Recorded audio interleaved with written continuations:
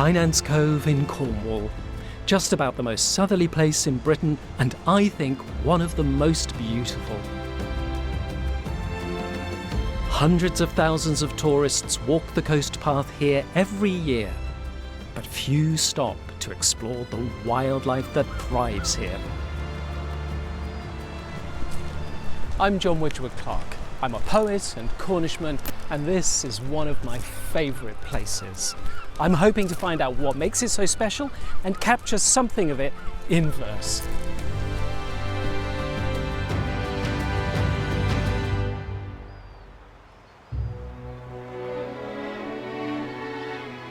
It's early morning at Kynance. The crowd's yet to arrive. A lone rabbit has the place to themselves. A rock pipit stalks through the dense grass. It's early summer. Kynance is famous for flowers, abundant from spring onwards, and the jewel of this vast nature reserve managed by the National Trust and Natural England.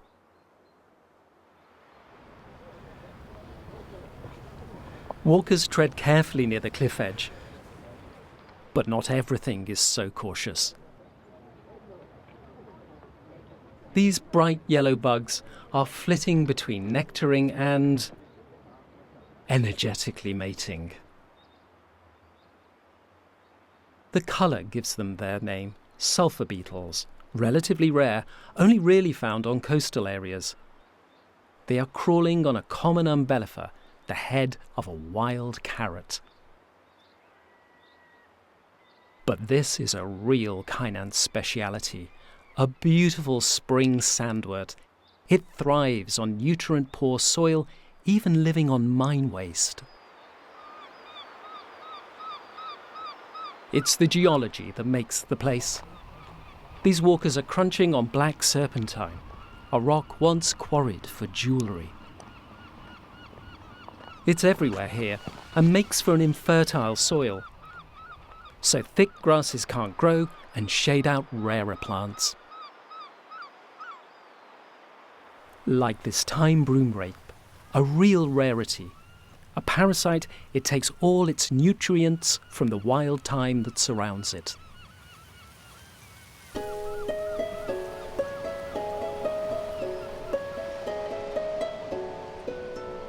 Under the soil's pelt, the tremendous folds of rock hold dusty workshops, polished lighthouses, paperweights cut from the wind's low places.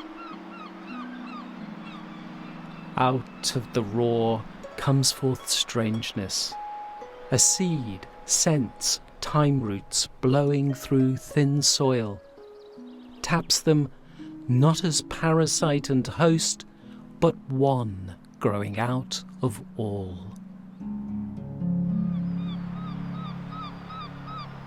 But there are intruders. This beautiful-looking carpet of green has two invasive plants crowding out rarer native species.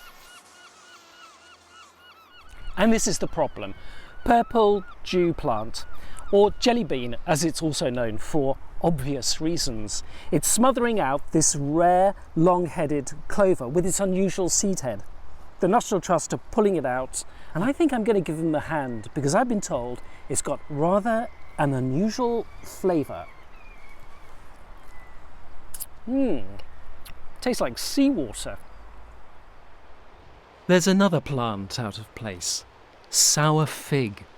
Both are being removed in a programme enabled by Natural England.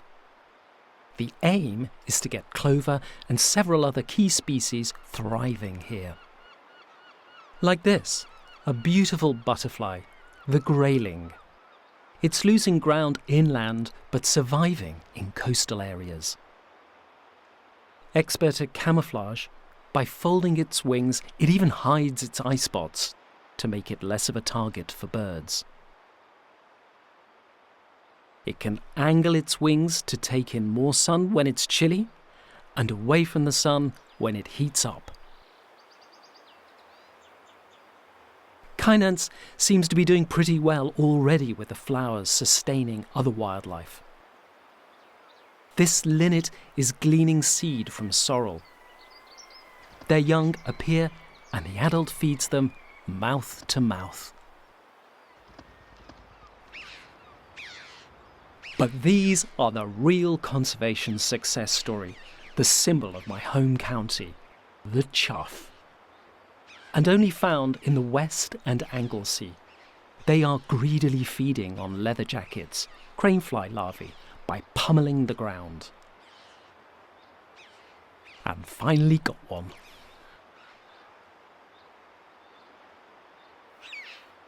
But they are only here because of a big effort. The birds are flourishing at Kynance after grazing brought the grass right down, so those choughs get a chance to get their beaks right in.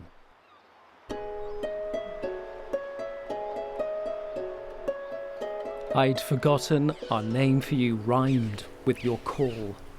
You were heraldic on badges, stitched red beak, chough on the updraft of black and gold cheers. Interwoven, yet absent, how I looked for you, over thrift, over tight meadow, into ocean dazzle. Calling you home until your call came alive in my mouth.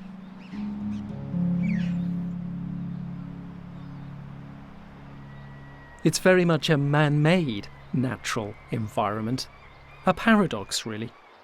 Burning gorse reproduces the days when furze cutters took gorse for fuel.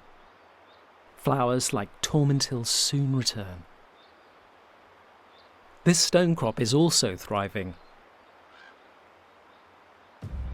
Sadly, I have to leave this floral paradise. I'm off to explore the vast inland part of this reserve. A place of abundant life, but also a struggle for survival.